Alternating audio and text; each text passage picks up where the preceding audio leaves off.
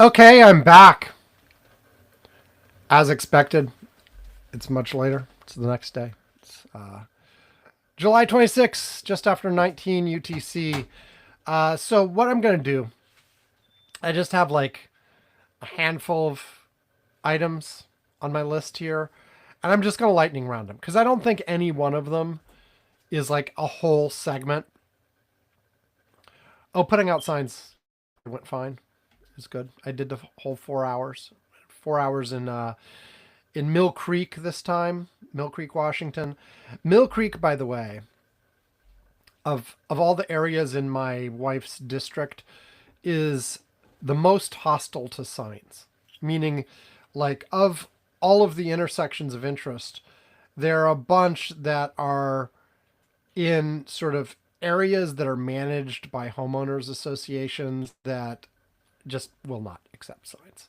Like if you put one out, it'll be gone instantly. Um, and so I know not to try anymore in those areas. They're just not allowed. Uh, and so you basically all of the signs are on the two major streets on one side or the other, but everything in between does nothing. Don't even think about it. Don't even think about it. And it's just and Mill Creek of the areas is also like fairly like I don't know. It's more compact and it's so like for like some of the whenever I go out to do a round of signs, I pick one of the towns and I use towns generously because it means it's not like legal entity necessarily. It's like what's their postal address?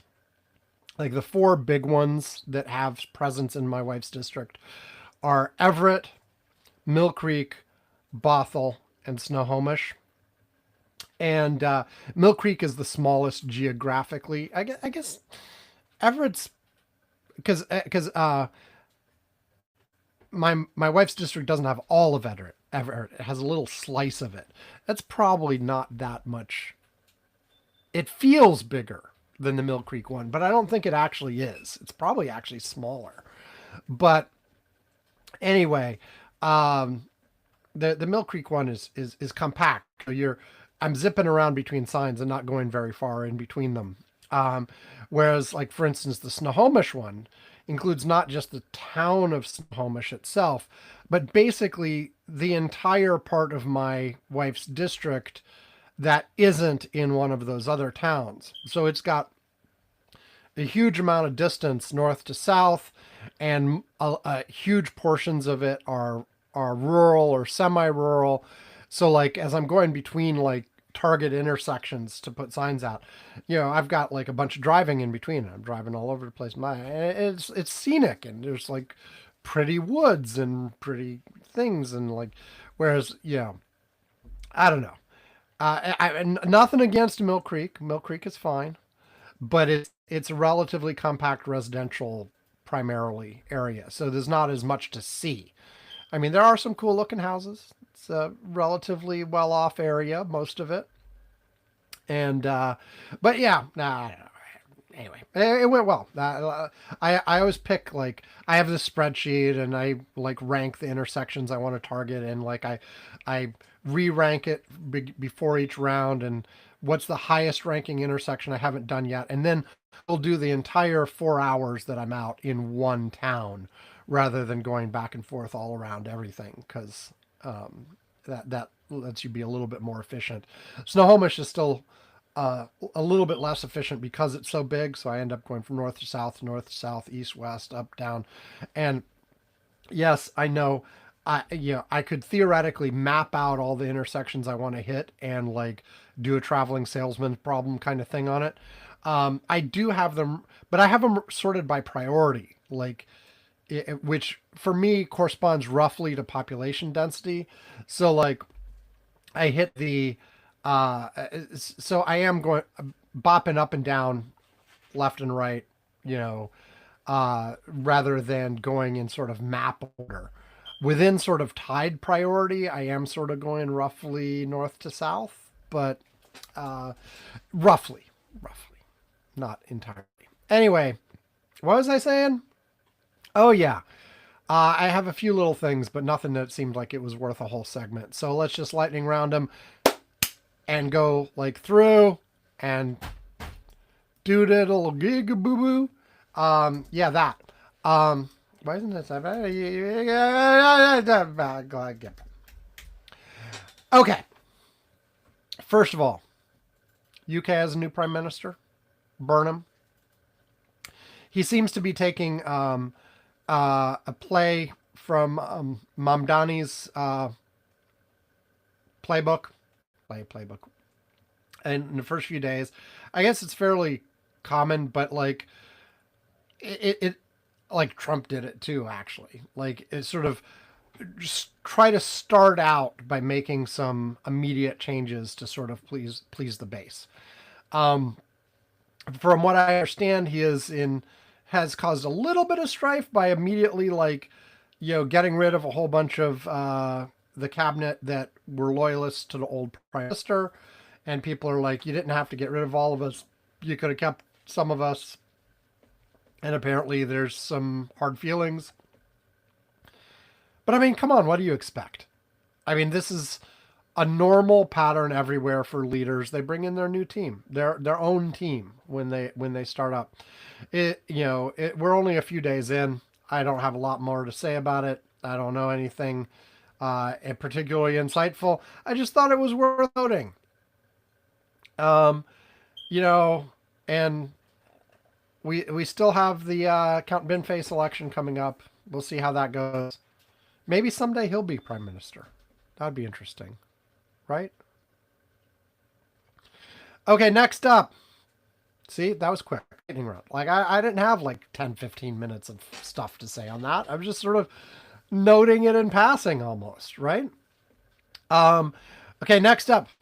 Trump has been talking a lot in the last few days about communism. The last few weeks, I guess. Since Democratic Socialists won a bunch of races and primaries in New York a little while ago, and the Democratic Party sort of centrists have been freaking out a little bit about them winning, and oh no, they're going to be the face of the party, and that's going to doom us because the Republicans are going to like treat competitive centrist Democrats are going to have a hard time winning in purple states because these far left socialists are winning in deep blue states where they don't have to worry about Republicans, and the Republicans are just going to hang this on all of us, and it's going to be a problem. So of course Donald Trump is obliging and going to try to do that, but of course he's ham-fisted about it. So he's talking communism. It's like the 1950s Red Scare he's trying to bring back up. And it seems to, I don't know if it's resonating with his own folks, but from someone from my perspective, it's just dumb. I mean, any sort of threat of global international communism left a long, long time ago. I mean, even like, look, the Chinese still call themselves communist, but they're like as capitalist as you could be, you know. Like from an economic point of view, now they're authoritarians. They are, the whole idea. This is not a democracy, but this is. But from an economic point of view, they're all about like, hey, let's make some money. Well, like that also changed like decades ago, right? You know, um, and look, the DSA folks, I think they actually do themselves a disservice by calling themselves that because of the baggage around the name. And I know they're trying to associate them with European democratic socialists and all this kind of stuff, but there's baggage around the name. They could call themselves something else and do fine. And people point out, like if you go position by position by position, many of their positions are wildly popular. But the name is somewhat toxic in certain circles. And if so, so if you are after actually like winning over people, getting them to vote for you, and all this kind of stuff, there's some branding issues at play here too. But you know, and that's actually one thing that sort of wing of the party seems to also just have trouble with in general. They sort of feel like, well, we're obviously right, so everybody should just come to us, and there's no need to compromise. There's no need to change our messaging to be more convincing. We can have our sort of little purity wars, and anybody like even moderately like making overtures to even the center of the Democratic Party, let alone the center of American society, you know, is needs to be kicked out because they're not pure. They have issues with this stuff. But I mean, even so, the oh my god, there are a bunch of communists falls flat. Because what do people actually see? I mean, yeah, Mamdani is a perfect example here. Like, there was all this scaremongering before he was elected about how he would destroy New York, etc. So far, people seem to be thrilled. He's doing almost every day, you hear about small little changes that just improve people's lives. The most recent one I heard was simply like, it was what? He eliminated some of the licensing requirements or simplified them for people selling ice cream. Okay. Just make that process a little bit easier, streamline. I'm presuming, I haven't read much past the headline. I'm presuming he's not letting people off the hook for like important health standards and things like that. You know, but, getting rid of bureaucracy, streamlining things. He's doing some budget conscious things. People always try to hang the socialists and democratic socialists and all these folks with, you know, how much they're going to spend and blah, blah, blah. Regardless of the fact of how much are we spending in Iran? Like how many social programs could you get for those same dollars? Whatever. Anyway, it's a matter of prioritization, not about spend. But the whole communism thing just makes him seem out of touch. It's not. We're not talking about communism. We're not even talking about pure socialism. We're talking about a brand of politics that simply says, yes, we should use government resources to help people. That's really the bottom line.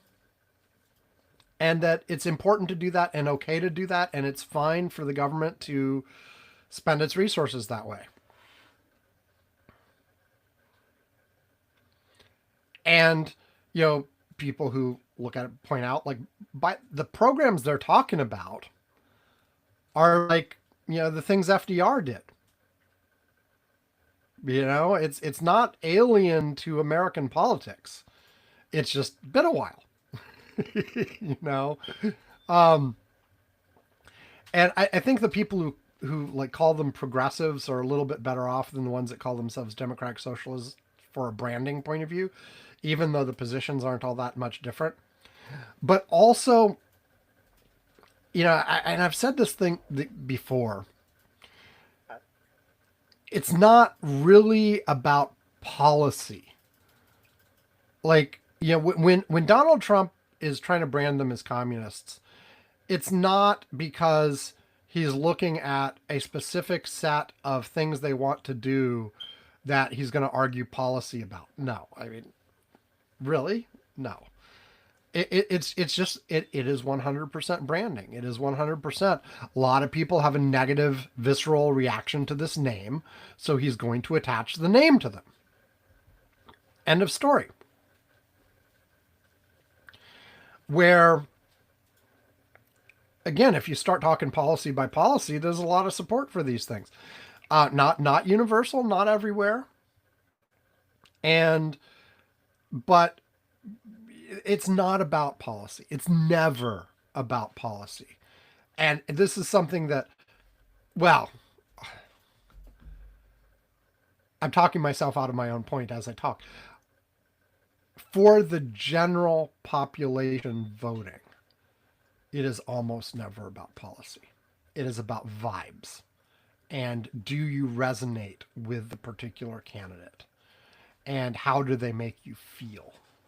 And that's frankly the secret to Donald Trump's success. But elites, to use a loaded term, care about policy.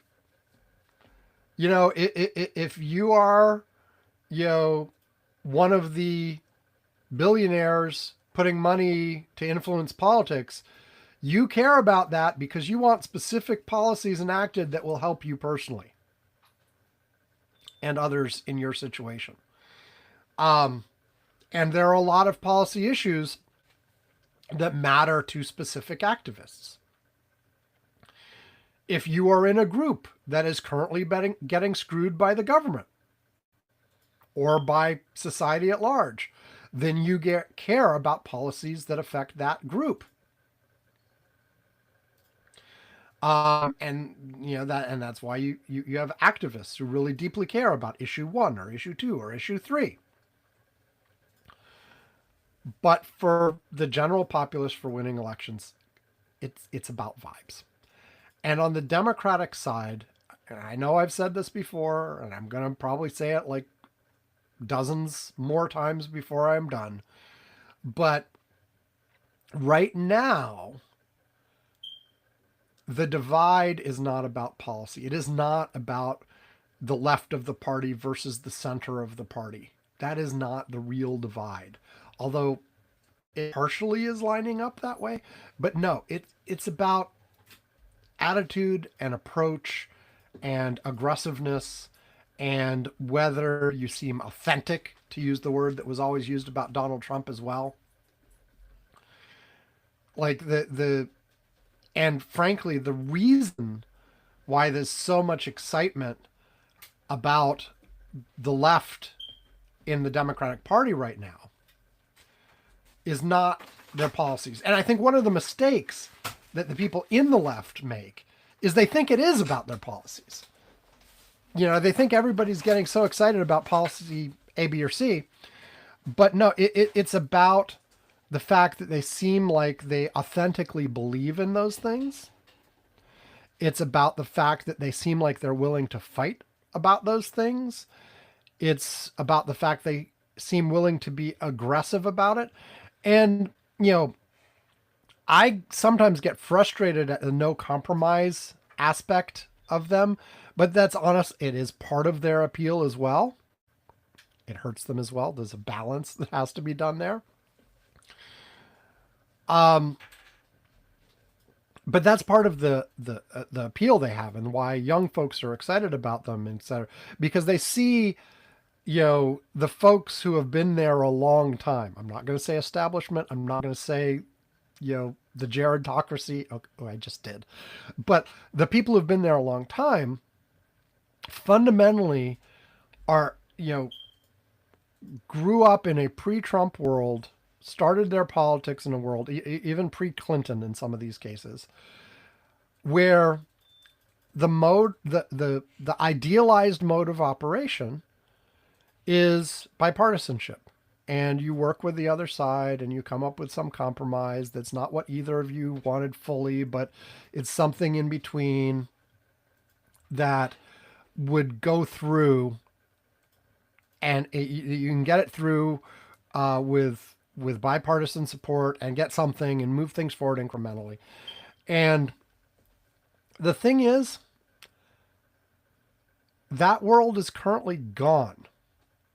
And I think the appeal is for people who recognize that and are willing to just say, okay, look,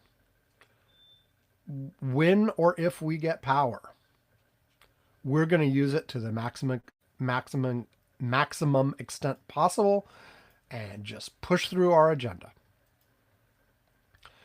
And, you know, and yet you can argue about what that agenda is. And people certainly do. And like I said, there are many people who do care about that. But I think for a huge portion of the public, what they see is just willingness to do something, ability to get something done versus get there and be a disappointment because you don't do the things you said you were going to do. And a big part of this is misunderstanding of the checks and balances in the American system. But look, Donald Trump has run roughshod over all of that. And so now the other side wants their turn to run roughshod over the same controls.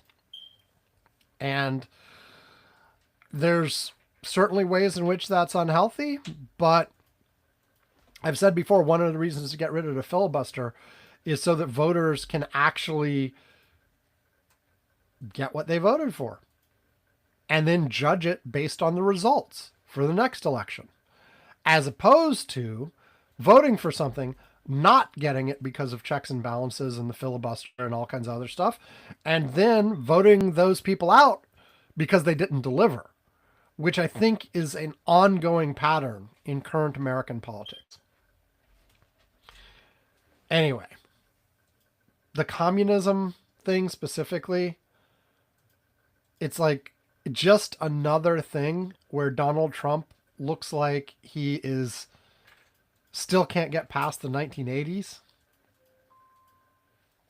Troy Jackson sent a long message and sent a photo.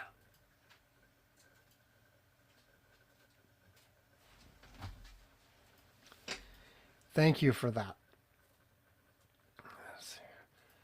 Somehow my sound got turned on again. I always have it off.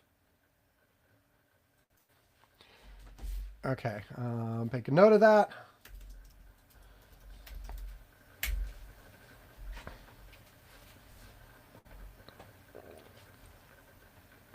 What was I saying? I don't even remember.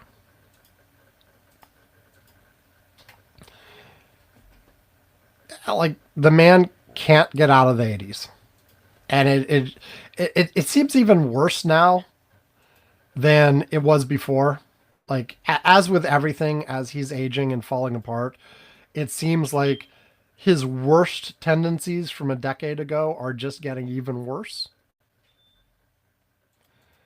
And this is part of it. I don't know. I don't think it's working.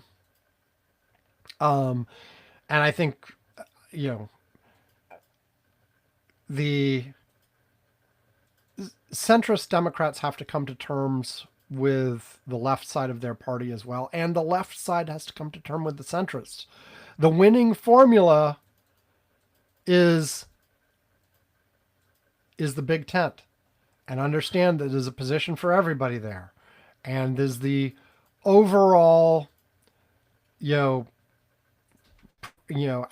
like Nicole Wallace says on her show, the pro-democracy forces, across the board, spanning from the AOCs and Mamdanis of the world all the way over to the Liz Cheneys of the world, and they will disagree on many, many things. And the right time to have that argument is after they win. And then they can have those internal battles. But you need to unify enough to undo, well, not even undo the damage, to stop the ongoing damage being caused by Trump folks. That's the starting point.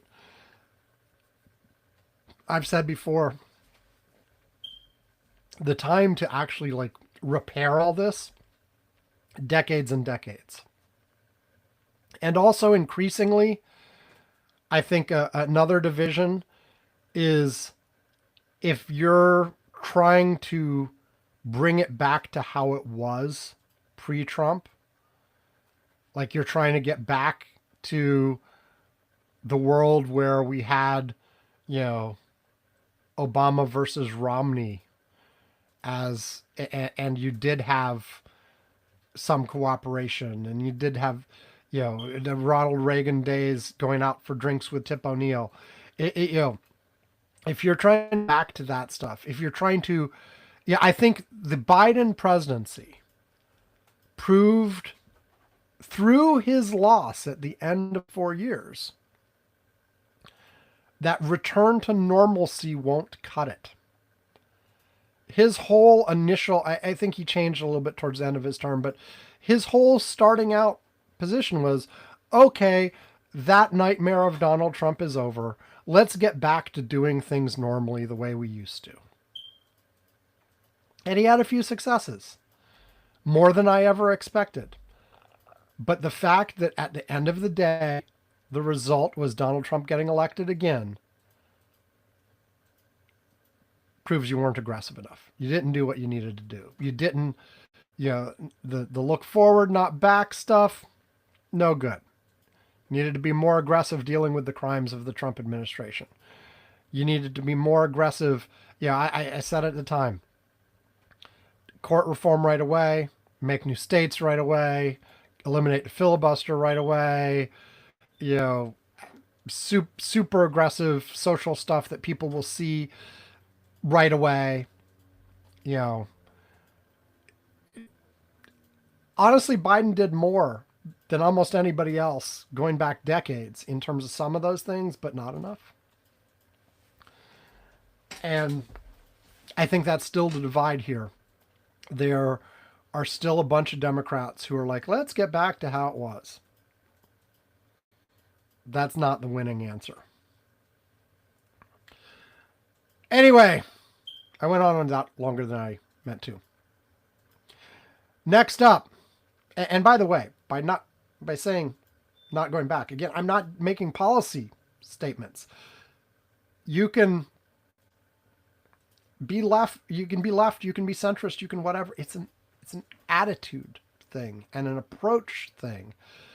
You can argue about specific policies later. That's not the point at all. You know, it's anyway. Moving on. Mitch McConnell. He posted that one like proof of life picture with a newspaper and all that, but we still haven't seen him since. And more interesting, here's my take first of all on what's going on. I do not believe he's dead. I don't think there's a conspiracy theory that said that, you know, he really is dead. Honestly, I at this point, I don't think he's on life support either. Like, I don't think it's quite that bad. But he's clearly not in shape to return to the Senate. And I honestly believe what Mitch McConnell put out in his initial statement, that of just reluctance to share private details publicly. He just doesn't feel that's necessary.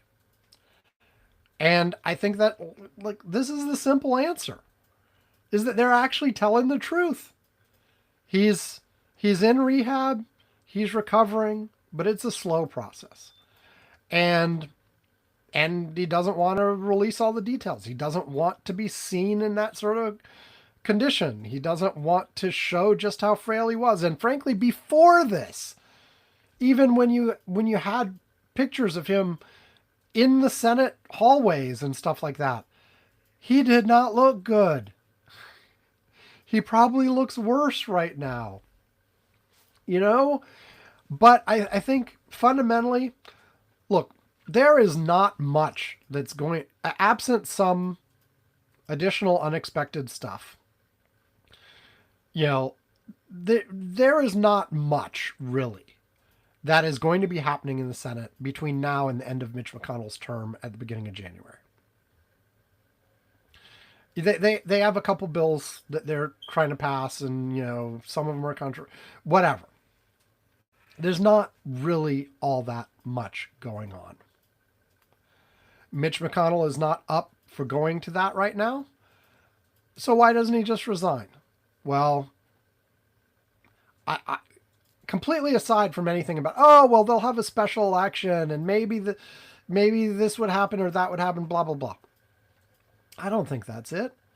I think Mitch McConnell wants to get better enough that he can come and give a goodbye speech and end his Senate career in a dignified way that he feels is owed to him. He doesn't want to resign from a hospital bed and never go again. He wants to come in, do his last appearance, whatever. And he's not in shape to do that yet. But he hopes that he will be before January 3rd. And so I really think that's the bottom line. And then I don't understand. Let's say there is something that's going to happen. Right now, the Republicans are down a vote. They still have the majority, but they have to have near uniform discipline to get anything done, which is hard. And Donald Trump wants to do the SAVE Act, and they don't have the votes, and they wouldn't have the votes even if Mitch McConnell was there, but they don't have the votes, and they're pushing through an NDAA and stuff. It's tight, and they can't afford to lose anything, so they're always in that position. The people who want people are yelling at Governor Beshear, why don't you just call a special election? Well, and many people point out, he doesn't have the authority to declare the seat open. He has the authority to schedule the special election if the seat is declared open. He doesn't have the authority to do it. There are also people saying even that special election thing violates the Kentucky Constitution. He should just appoint a replacement. That is an out on the limb legal theory that would spend the entire time between now and the end of the term in court and probably not be resolved anyway. But here's the thing. And he would be required to put in a Republican anyway. And people say, well, I'll just nominate a Democrat anyway and fight that in court too. Again, we're talking about a temporary seat for a couple of months. And let's say there was a special election right away. It's Kentucky. The Republican is going to win. So what are you actually trying to encourage? You're trying to encourage the Republicans to get their seat back a little bit sooner than they would otherwise? What's the point in that? If coming from a pure Democratic position, having Mitch McConnell still a senator, but unable to actually do his job, is actually your best possible position. So why are you trying to push something else that will probably get your Democratic governor of Kentucky impeached if he tried it? It doesn't make sense. Anyway, that's my view of that.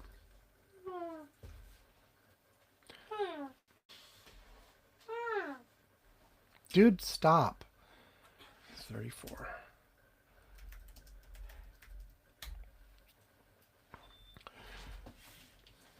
Okay.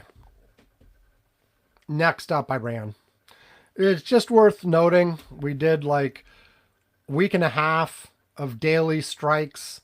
Donald Trump was bringing all kinds of additional forces into the theater because apparently he had actually given the order to escalate further. But then back down. Apparently, many of the military advisors were very loudly talking about how bad an idea this would be. specifically in terms of further depleting already depleted resources in terms of like available Patriot missiles, available munitions of all kinds of sorts that we've used enough of already that we're already running short and haven't been able to replace them yet because manufacturing things takes time.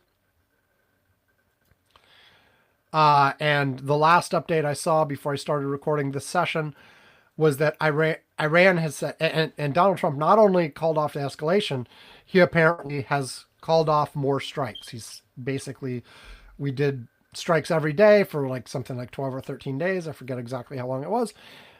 We've stopped. And the Iranians have said, we'll stop as long as you stop. So apparently we're back essentially to a ceasefire state again. Goes. We'll see if shipping through the Straits starts up again, even at the limited levels it was a few weeks ago, or not. We'll see if this lasts a few days or a few weeks.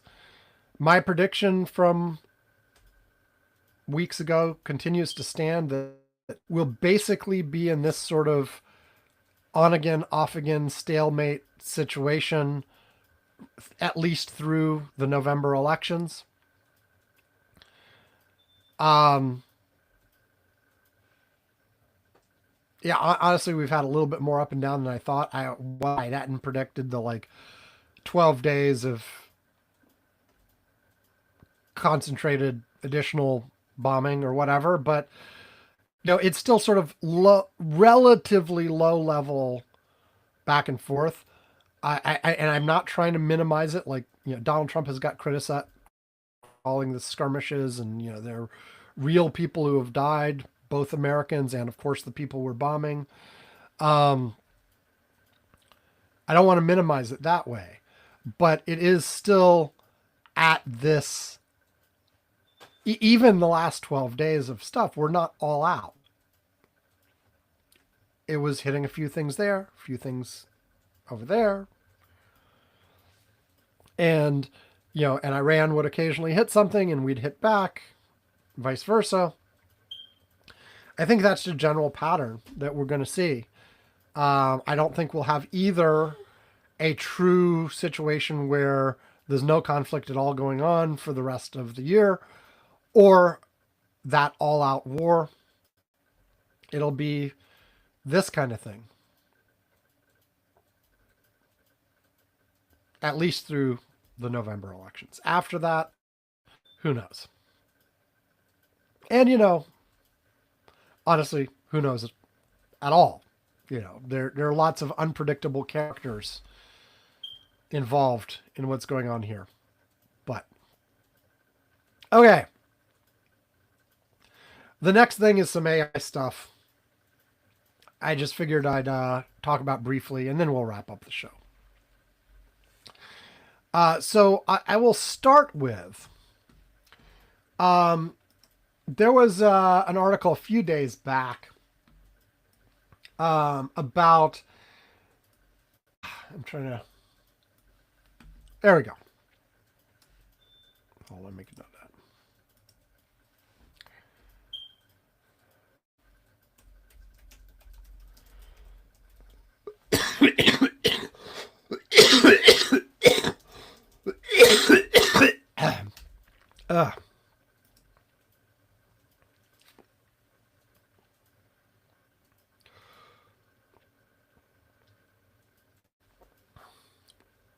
There was a thing a few days back, and I'm looking at a July 21st article from Wired.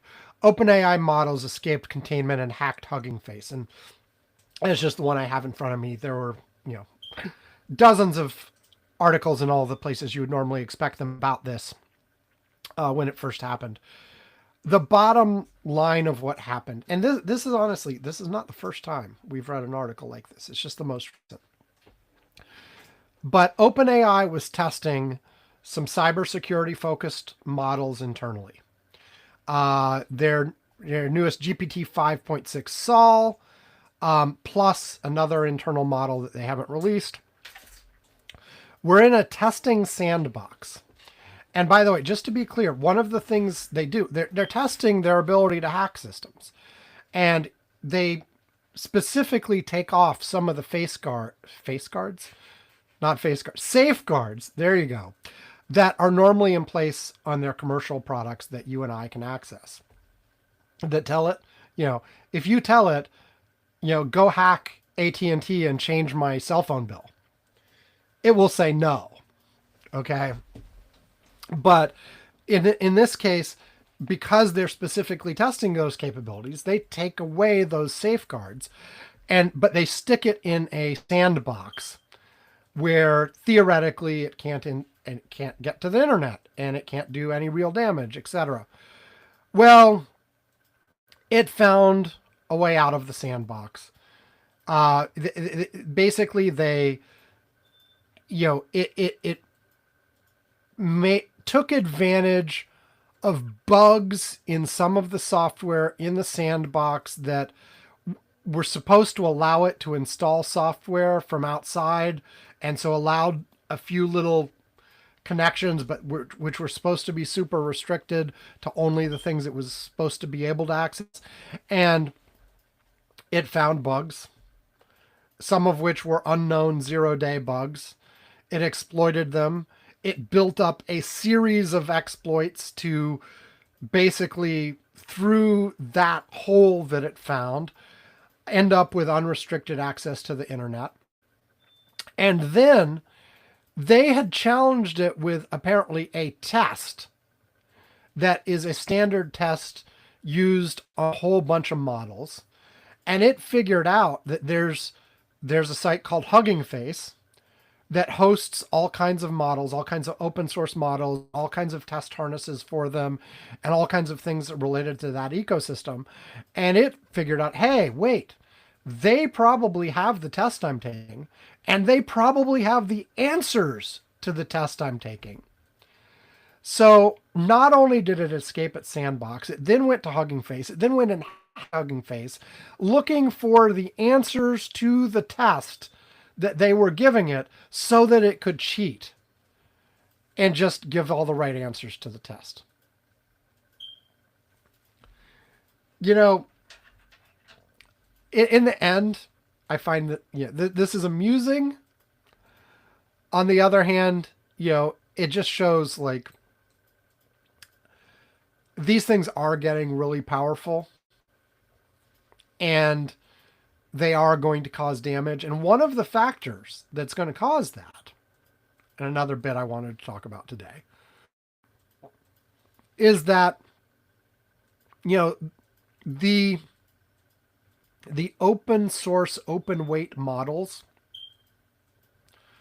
are closing the gap with the frontier models coming from OpenAI and Anthropic and all of these companies. I saw something a few weeks ago saying that the gap was down to just a few months. It had been like a year and a half. It's now back down to just a few months. And arguably, there's one open source model that was released last week. I believe it's Kimi. Is it Kimi? I forget. That apparently is benchmarking really close to the Fable model that Anthropic just dropped. So there's at least some argument that that gap may be close to zero at this point. And look, when you have, and that has all kinds of implications. One, of course, is that if the open models that aren't owned by specific big corporations who are at least supposedly spending huge amounts of time on security and making sure their things can't be used in bad ways, blah, blah, blah, blah, blah. The open models aren't going to have those same level of protections. And even if they try to put them there, they're open. People can reverse engineer it and remove. There will be a model that doesn't have those protections. And so we're getting into a world where, you know, whatever protections they're trying to put in place are going to be more and more futile. I mean, we had this whole thing with, with Anthropic, like holding back the model for a while because it was too smart, it was too dangerous. And so they held it back for a while and put extra protections and blah, blah, blah. Well, even if it was still 3 months behind, yeah, you got open ones coming right up behind it that are going to have the same issues and won't have those controls. There'll always be someone out there who will be able to take the same kind of technology and do it without whatever protections are being built by company X, Y, or Z. I've noticed several times in this podcast already, I've done that formulation. Company X, Y, Z, policy ABC, policy 1, 2, 3. It's getting repetitive, like 1, 2, 3. Anyway, so you're going to have a protections issue, and you're going to have people using these for things you wish they weren't using them for. And if one of them is good enough to be able to hack, all this stuff and be able to escape its confinements and blah blah blah, well, others are going to be too. And there may be a genie in the bottle problem. Second, though, how close behind open models are is also going to potentially cause business model problems for the big companies doing this. Like, why would you pay $100 a month to Anthropic for a Claude plan or more if you're a big company using the API access and using it across your whole company? $100 a month is what I'm spending personally on it. I'll get into that in a second too. But but why would you do that if you could get almost as good, and in the future perhaps just as good, from something that's free? Why wouldn't you take the free option? Now, nothing's ever free. If you have to run it on your own hardware, you have to have more expensive hardware. Or you have to pay for more resources in the cloud or whatever. But it's a different model. It's a different way of structuring things. And some people have said, well, look, it's already the case that the model itself makes a lot less difference than the harness you put around the model that helps it know how to approach certain problems and how to interact with you, and what tools does it have accessible to it, and how does it, and that may well be the case too. But those are also things that have the potential of becoming commodified. But I think that might be harder. Like, we'll see. We'll see how it goes. They're still, but regardless, it changes. Like, where is the value add, and where is the thing that you charge for, and what is the gap between the paid options to the big AI companies versus free options or significantly cheaper options, and how does this change the economics of the whole thing? And just, I want to be clear, I'm not saying that the whole model of making money off these AI things is going to completely collapse. It may just have to change and adjust. And with AI itself changing so fast, well, that's going to have to change fast too. People are going to, the situation now is not the situation it was 3 months ago, and the situation in 3 months will not be the same. And it seems like the pace is still accelerating. At some point, it may level off. I'm not sure I completely buy the singularity hypothesis that it will increase exponentially, and then the AIs will be able to improve themselves, and then it'll go hyper exponential, and next thing you know, the AIs have taken over the entire world, and everything is free, and we have utopia, or we're all Matrix style sitting in vats being battery AIs. I'm not sure I buy that, but it may still be growing for a while before it hits whatever plateau it's going to hit. I don't know. So the other story, the related to that story that I'm going to give, and Alex is sitting right next to me because he's part of this story. Well, he's sitting next to me anyway, but he's part of this story. Anthropic recently released. I'm not even gonna talk about Fable, but they released Opus 5, and that's like their new sort of the default coding model. Like you can go down to Sonnet or others if you want. Fable is supposed to be really good for like long-term planning. Like a lot of the advice I saw was let Fable do your planning and let Opus do your execution. Anyway, Opus 5 is supposed to be nearly as good as Fable 5 at some things, and it was just released. And so Alex piggybacks off my Anthropic account and is using it for a bunch of his projects. And one of the projects, he was running into an issue.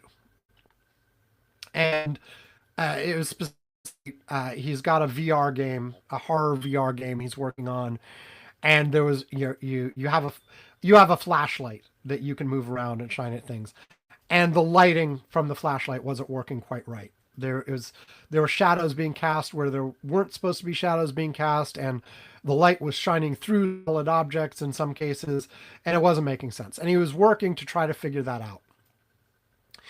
And so, and he had, and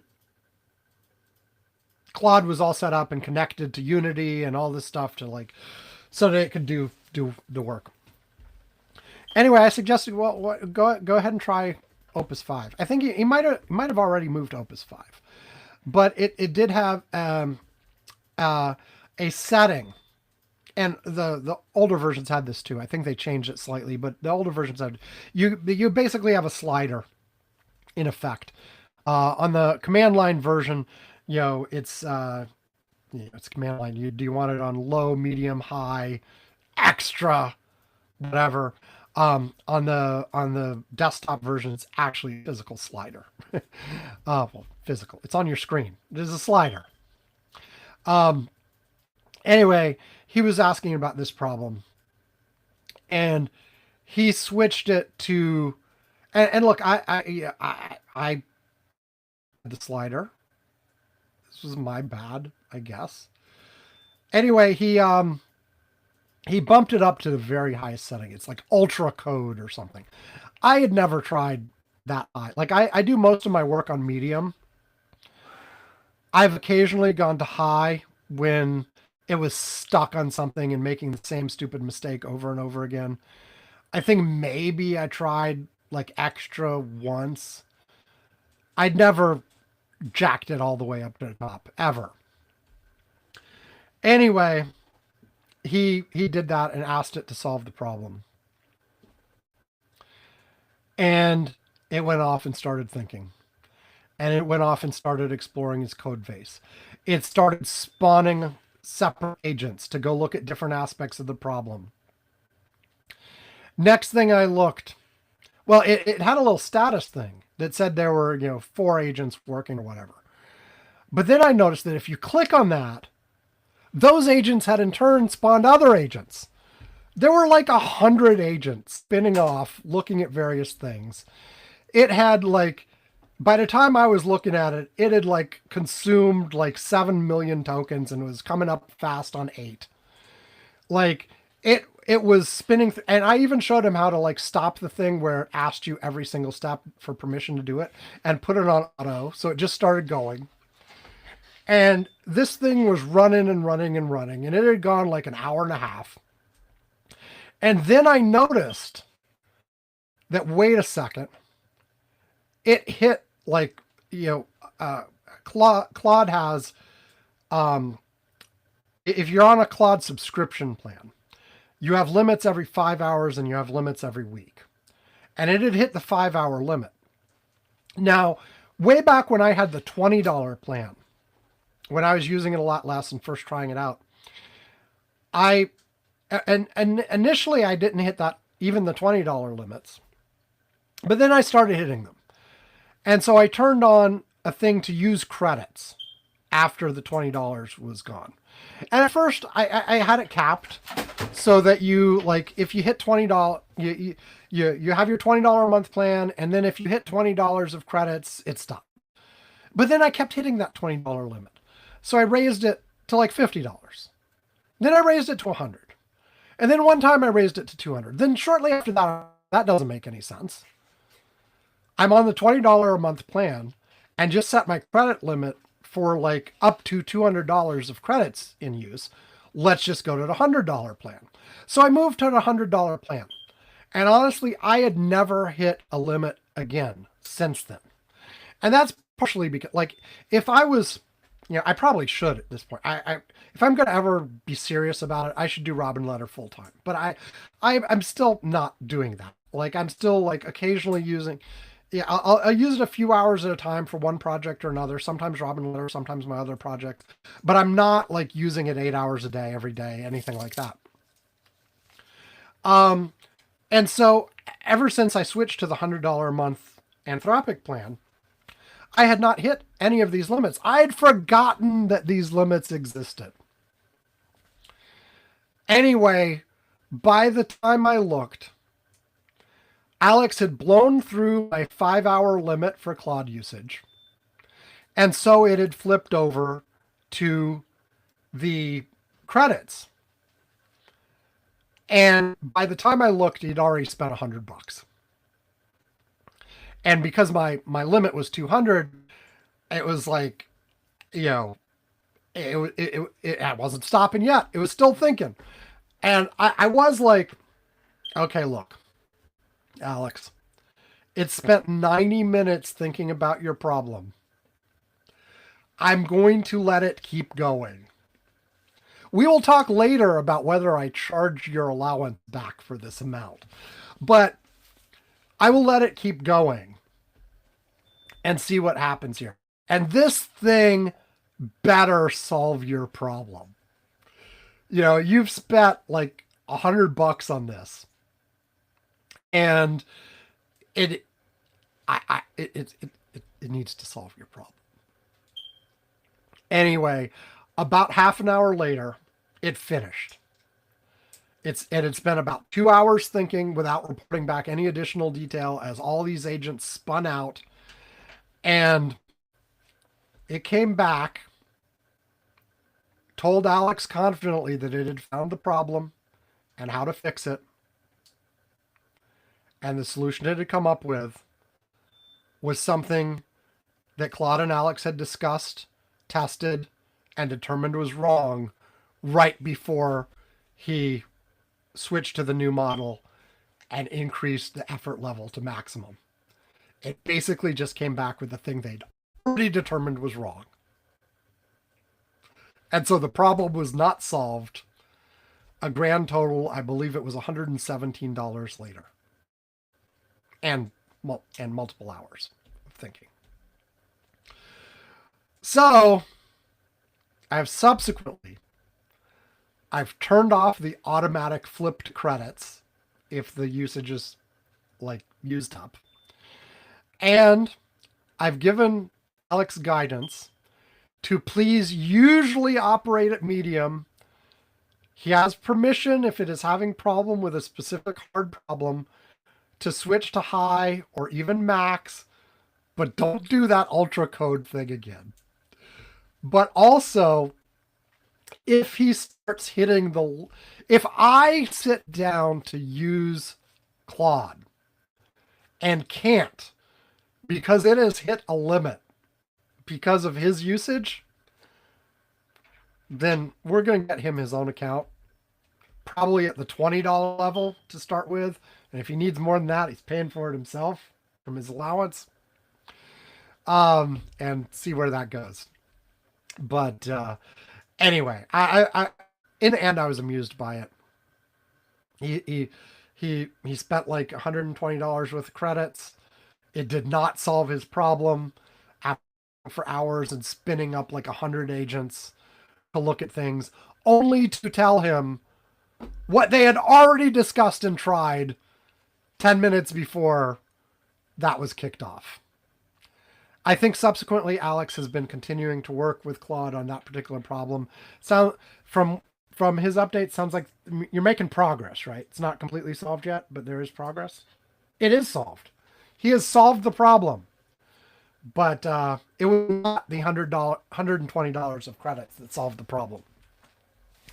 It was his work at the regular level of effort, going back and so.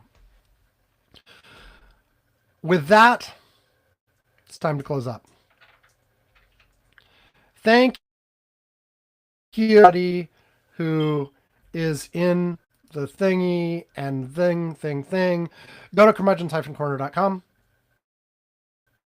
You can see our transcripts. You can see all the ways to contact us. I presume Yvonne will be back next week. And we can, we'll be back to normal. In the meantime, also go to our Patreon, which is linked from curmudgeon-corner.com. Give us lots of money. You can pay for the Claude subscription. And then we'll mention you on the show. We'll ring a bell. We'll send you a postcard. We'll send you a mug. All those kinds of things at different levels. As I always say, at $2, we will invite you to the Curmudgeon's Corner Slack, where Yvonne and I and others are chatting throughout the week. All of that kind of stuff. Oh yeah, $2 a month or more, or just ask. And if we feel like it, we'll let you in. If we like you and feel like it and are in the mood, we will let you in. Now, like I've done the last couple times, I'm gonna get Slackbot, leaning on AI once again, to summarize what's been going on in the Slack over the last week. Let me type this. Jib.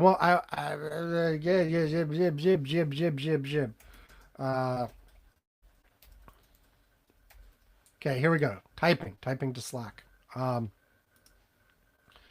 Give me a summary of the most interesting and enticing items or conversations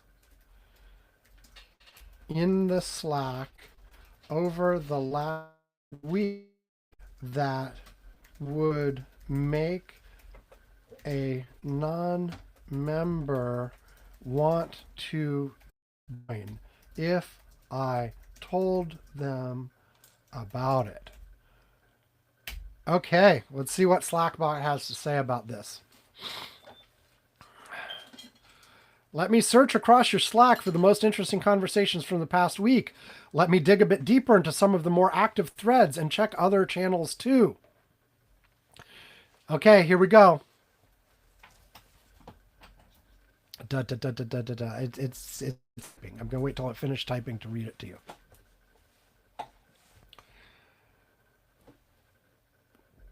Okay, that's too much. Okay, I'm gonna tell it. That's too much. Give the top 5 you think are the best to share.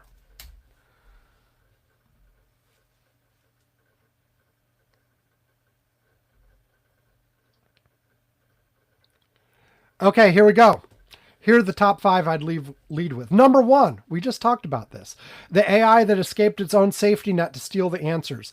Bob's deadpan reaction makes it. Not only did it escape, it escaped because it wanted to steal the answers to the test it was taking. Genuinely fun and unsettling. Number 2, Edwards EV/tariff deep dive.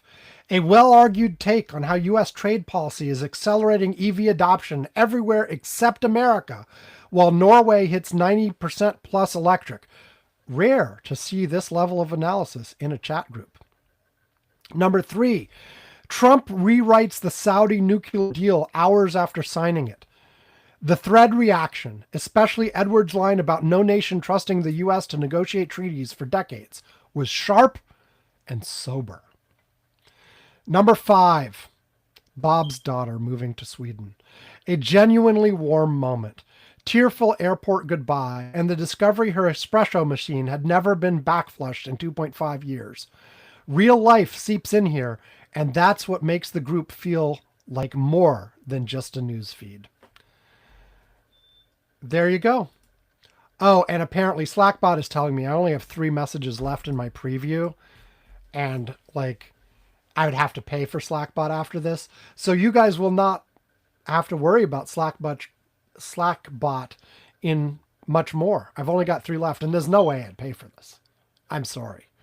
Now, would I potentially think about using a connector to let the Claude I already pay for access the Curmudgeon's Corner Slack so I could ask Claude this? Maybe. But am I going to pay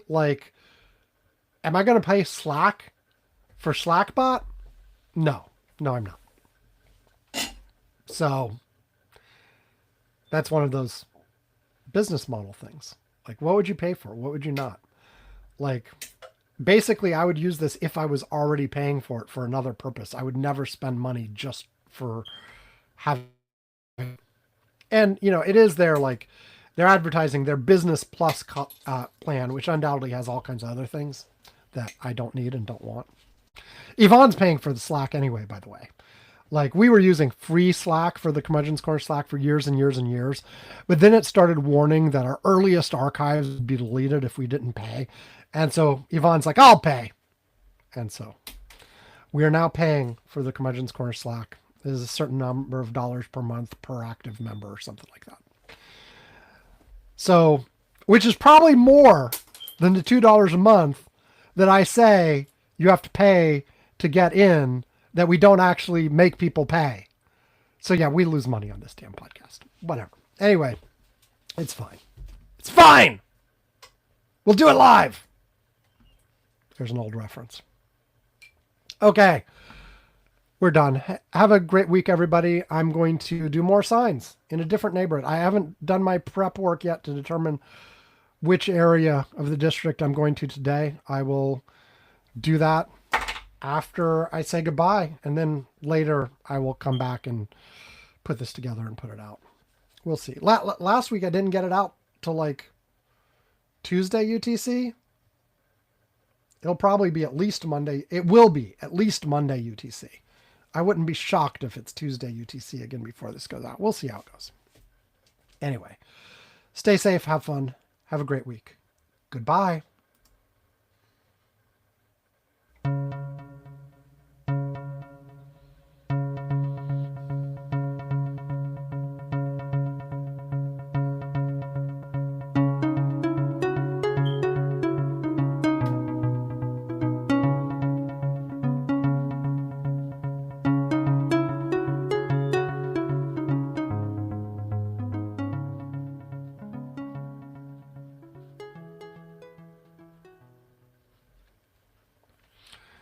Okay, that's it. Hitting stop.